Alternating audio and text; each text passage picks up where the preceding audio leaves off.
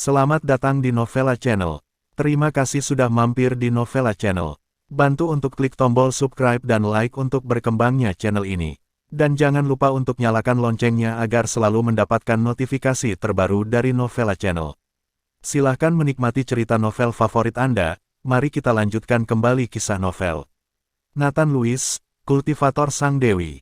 Episode 83, bersama Novella Channel. Selamat mendengarkan. Masih bersama Novella Channel, mari kita lanjutkan. Yugo Bao telah berlatih mantra selama beberapa dekade, dan dia juga telah memuja beberapa master dan berkompetisi dengan banyak orang, tetapi dia belum pernah melihat mantra Nathan Lewis. Cahaya merah di tubuh Nathan Lewis barusan memberi orang rasa paksaan, dan membuat orang ingin menyembah ketika mereka melihatnya. Jika Yugo Bao tidak tenang, dia akan berlutut untuk Nathan Lewis sekarang. Kamu terlalu banyak bicara omong kosong. Jika kamu tidak memiliki keterampilan lain, pergilah. Nathan Lewis tidak menjawab kata-kata Yugo Bao, dan dia tidak perlu mengikuti kata-kata Yugo Bao. Meski wajah Yugo Bao penuh amarah, dia tidak lagi berani mengikuti Nathan Lewis, jadi dia hanya bisa menyingkir. Yakub Deran melihat bahwa Yugo Bao, yang sangat ahli dalam seni bela diri, begitu ketakutan oleh Nathan Lewis dalam satu putaran sehingga dia tidak berani bergerak, lalu dia menarik napas dan menatap Nathan Lewis dengan tidak percaya. Pemimpin Deran, saya mengatakan bahwa putra Anda sekarang menjadi boneka. Apa yang dia katakan dibuat oleh manipulator di belakang layar. Anda tidak dapat mempercayainya. Sekarang saya telah membunuh boneka itu, putra Anda masih dapat diselamatkan. Ya, bahkan jika boneka cacing terbunuh, putramu tidak akan selamat. Nathan Lewis memandang Yakub Deran dan berkata. Yakub Deran memeluk Lukas, ragu-ragu di dalam hatinya. Dia tidak tahu apakah harus mempercayai kata-kata Nathan Lewis. Pemimpin, Tuan Nathan tidak akan pernah menyakiti Tuan Lukas, tolong percaya padanya. Falco Wetner juga membujuk Yakub Deran saat ini. Yakub Deran tergoda, dan perlahan bersiap melepaskan Lukas dengan kedua tangannya. Ayah, kamu tidak bisa mempercayai mereka. Aku anakmu, aku bukan boneka, aku anakmu. Lihat aku, melihat ini, Lukas memeluk Yakub Deran erat-erat. Menangis keras berteriak. Yakub Deran memandang Lukas seperti itu, dan tidak tahan membiarkan Nathan Lewis melakukannya. Nathan Lewis tahu bahwa dia tidak punya pilihan selain bertindak dengan paksa, dan Yakub Deran sudah disihir oleh Lukas. Orang Miao kecil, berani mengambil ide pemimpin, sial. Setelah Nathan Lewis selesai berbicara, dia mengulurkan tangannya dan meraih Lukas. Melihat hal tersebut, Yakub Deran ingin menghentikannya, tetapi sudah terlambat. Kecepatan Nathan Lewis terlalu cepat, dan dalam sekejap mata, Lukas sudah berada di tangan Nathan Lewis. Ayah, selamatkan aku, selamatkan aku. Lukas berjuang mati-matian, tetapi pada saat ini, Nathan Lewis tidak memberi Yakub Deran kesempatan lagi untuk menyelamatkannya. Jadi dia menamparkan dahi Lukas dengan telapak tangannya, dan kemudian cahaya merah menyala dari kepala Lukas dan memasuki tubuh Lukas. Lukas mulai menjadi ganas, berteriak kesakitan, tapi tidak peduli bagaimana dia berteriak, Nathan Lewis masih memegangi Lukas. Segera, mata Lukas menjadi merah darah lagi, dia tiba-tiba membuka mulutnya, dan boneka seukuran kepalan tangan terbang keluar dari mulutnya. Setelah cacing boneka itu terbang keluar, ia tidak menyerang Nathan Lewis, melainkan terbang langsung menuju jendela, berniat kabur. Ingin melarikan diri, Nathan Lewis mengangkat sudut mulutnya, melepaskan Lukas Deran, dan mengejar boneka itu. Pada saat ini, setelah cacing boneka terbang keluar dari tubuhnya, Lukas jatuh koma lagi dan berbaring lurus. Di tanah, Nak, Yakub Deran bergegas maju untuk mendukung Lukas. Saat ini, Nathan Lewis sudah mengejar ke jendela dan menangkap cacing boneka itu. Cacing boneka besar terus memutar tubuhnya, tetapi sama sekali tidak bisa melepaskan diri dari belenggu Nathan Lewis. Akhirnya, ia membuka mulutnya, dan semburan udara hitam menyembur keluar dari mulut cacing boneka itu. Semua orang berhati-hati, udara hitam ini sangat beracun. Melihat ini, Yugo Bao buru-buru mengingatkan semua orang, lalu menahan napas dengan erat. Tetapi ketika semua orang panik dan menutup napas, Nathan Lewis membuka mulutnya dan tiba-tiba menyedot, semua udara hitam tersedot ke perut Nathan Lewis. Aura hitam ini sangat beracun bagi orang lain, tetapi bagi Nathan Lewis, mereka adalah sumber kultivasi terbaik, dan Nathan Lewis tidak akan menyia-nyiakannya. Masih bersama Novella Channel, mari kita lanjutkan. Melihat Nathan Louis menyedot semua udara hitam ke dalam perutnya, Yugo Bao tercengang, wajahnya penuh ketidakpercayaan. Yang lain tidak tahu, tapi dia tahu seberapa kuat racun itu. Gas dari boneka ini adalah cacing boneka biasa tidak mengeluarkan gas beracun. Jika gas beracun di dalam tubuh tersembur, cacing boneka tidak dapat bertahan hidup. Hanya pada saat kritis, Master Cacing Boneka akan membiarkan cacing boneka mati bersama dengan pihak lain lagi pula. Membudidayakan boneka seperti serangga boneka besar ini sulit. Nathan Louis menelan semua udara hitam yang dipancarkan oleh cacing boneka, tetapi cacing boneka seukuran kepalan tangan berhenti meronta saat ini, dan tubuhnya langsung roboh. Melihat boneka mati itu, Nathan Louis langsung membuangnya. Sepasang kulit boneka tidak berguna bagi Nathan Louis. Pada saat yang sama ketika cacing boneka mati, di halaman terpencil di ibu kota, seorang pria parubaya yang mengenakan jubah hitam dan duduk di ruangan tertutup di sekelilingnya tiba-tiba berdiri dan membanting cangkir teh di depannya ke tanah. Boneka ini adalah miliknya, tetapi dia membutuhkan lebih dari 10 tahun upaya yang melelahkan untuk mengolahnya, dan dia mati secara tidak terduga. Penjaga di luar mendengar gerakan itu, buru-buru membuka pintu dan masuk. Melihat puing-puing berserakan di lantai, penjaga itu menundukkan kepalanya ketakutan. Apakah anak keempat belum kembali? Pria parubaya berjubah hitam itu bertanya kepada penjaga. Kembali ke Dalitu, Silitu sudah kembali. Aku kembali kemarin, tapi melihatmu di kamar, aku tidak berani mengganggumu. Jawab penjaga itu dengan tergesa-gesa. Biarkan anak keempat datang menemuiku, kata pria parubaya berjubah hitam. Penjaga itu pergi dengan tergesa-gesa, dan tak lama kemudian, seorang pria berjanggut masuk.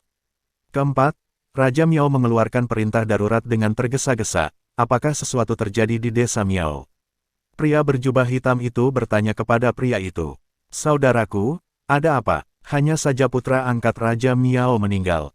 Sepertinya dia dibunuh oleh seorang pria bernama Nathan Louis. Pria itu berkata dengan acuh tak acuh. Itu Vergio Qian. Ya, itu dia meninggal dengan kematian yang mengerikan.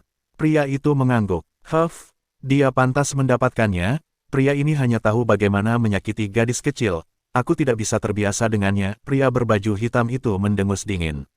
Saudaraku, ketika aku kembali kali ini, Raja Miao bertanya kepadaku bagaimana rencana kita. Sekarang desa Miao berada di bawah pengawasan ketat, sangat sulit bagi Raja Miao untuk mengambil tindakan apapun. Tanya pria itu. Mendengar ini, ekspresi pria berjubah hitam itu langsung menjadi sangat ganas. Dia mengepalkan tinjunya erat-erat dan berkata dengan gigi terkatup, bonekaku mati. Apa? Boneka itu mati? Bagaimana dia mati? Bagaimana ini bisa terjadi? Terjadi. Pria itu berseru. Setelah kejadian ini, saya beritahu Anda pergi menyelidiki dulu untuk melihat apakah ada kecelakaan dengan keluarga Yakub Deran. Saya membiarkan boneka itu mengeluarkan gas beracun dan bunuh diri. Gas beracun itu dapat membunuh orang dengan radius lebih dari 10 meter. Keluarga bala bantuan akan diracun sampai mati, kata pria berjubah hitam itu dengan sedikit kekhawatiran di wajahnya. Saudaraku, apakah kamu gila? Yakub Deran adalah pemimpin dari 6 sekte. Jika dia diracun sampai mati dan dilacak ke desa Miao kita, bukankah kita akan kurang beruntung? Pria itu bertanya dengan panik. Apa yang kamu teriakkan? Aku juga terpaksa tidak melakukan apa-apa saat itu. Sekarang pergi dan cari tahu beritanya. Pria berjubah hitam itu memelototi pria itu dan berkata. Baik, pria itu mengangguk, berbalik dan berjalan keluar. Pada saat ini, di aula rumah Yakub Deran sedang menggendong Lukas yang tidak sadarkan diri, berteriak memilukan. Lukas, dia berharap putranya bangun. Dia tidak melihat putranya berbicara atau membuka matanya selama lebih dari setahun. Lukas baru saja pulih, jadi Yakub Deran begitu heboh. Apakah itu boneka? Dia hanya ingin putranya hidup. Masih bersama Novella Channel, mari kita lanjutkan. Inilah mengapa Yakub Deran tidak pernah ingin Nathan Louis melakukan apapun. Jika Lukas benar-benar melakukan kesalahan, dia tidak akan pernah melihat putranya lagi. Tuan Nathan, pergi dan temui Tuan Lukas. Melihat raungan Yakub Deran yang menusuk hati, Falco Wettner buru-buru melangkah maju dan berkata kepada Nathan Louis.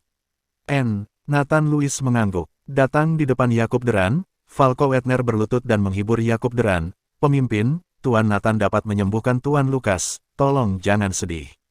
Yakub Deran mengangkat kepalanya dengan air mata berlinang. Ketika dia melihat tatapan tegas dan percaya diri itu, dia tidak berbicara. tetapi melepaskan Lukas, dan perlahan berdiri. Nathan Lewis berjongkok, dengan lembut menopang dahi Lukas dengan satu tangan, dan menuangkan kekuatan spiritual ke tubuh Lukas. Lukas, yang semula pucat dan tak bernyawa, sekarang mulai memerah, bahkan telapak tangan yang busuk dan menghitam juga membaik. Beberapa menit kemudian, Lukas perlahan membuka matanya, dan pada saat ini, dahi Nathan Lewis sudah dipenuhi keringat. Insiden keracunan Lukas terlalu lama, dan dia telah mengalami kerusakan mental selama lebih dari setahun. Nathan Lewis telah menghabiskan banyak kekuatan spiritual untuk memulihkan Lukas Duran. Lukas, melihat Lukas membuka matanya, Yakub Duran bergegas maju dengan penuh semangat.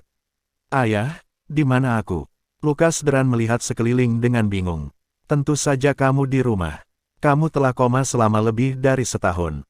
Apakah kamu tidak ingat apa yang baru saja terjadi? Yakub Duran bertanya pada Lukas Duran. Orang pasti tahu bahwa Lukas baru saja bangun, semuanya kembali normal, mengapa dia tidak dapat mengingat apapun sekarang? Seperti yang saya katakan sebelumnya, itu bukan dia. Dia hanya boneka pada waktu itu. Seseorang memanipulasi boneka itu untuk mengendalikan tubuhnya, kata Nathan Lewis kepada Yakub Duran. Melihat wajah bingung Lukas, Yakub Duran akhirnya mempercayai apa yang dikatakan Nathan Lewis. Yakub Duran membantu Lukas, menunjuk ke Nathan Lewis dan berkata, Lukas, terima kasih Tuan Nathan, cepat, dia menyelamatkan hidupmu. Lukas memandang Nathan Lewis dengan bingung, dan melihat Nathan Lewis mengikuti saya hampir sama usia dan tidak bergerak untuk sementara waktu. Pemimpin Duran, ini hanya usaha kecil, tidak, terima kasih, kata Nathan Lewis datar. Semakin Nathan Lewis seperti ini, wajah Yakub Duran semakin malu dan panik, baru saja dia menyerang Nathan Lewis.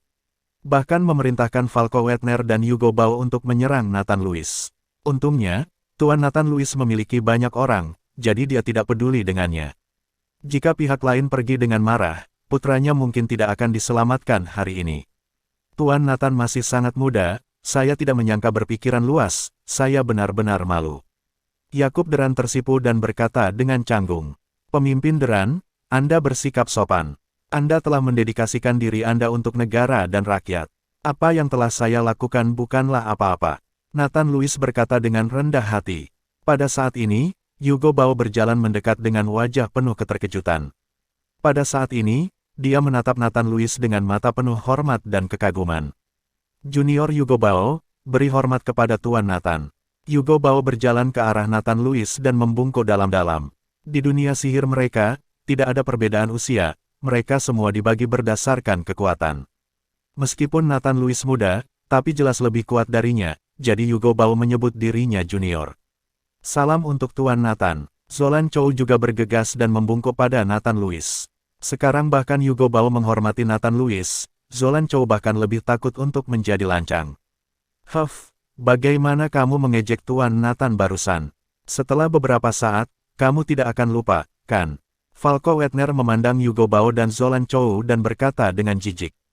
Kata-kata Falco Wetner membuat wajah kedua orang itu memerah, dan mereka malu. Terima kasih sudah mampir di Novella Channel. Bantu untuk klik tombol subscribe dan like-nya untuk berkembangnya channel ini.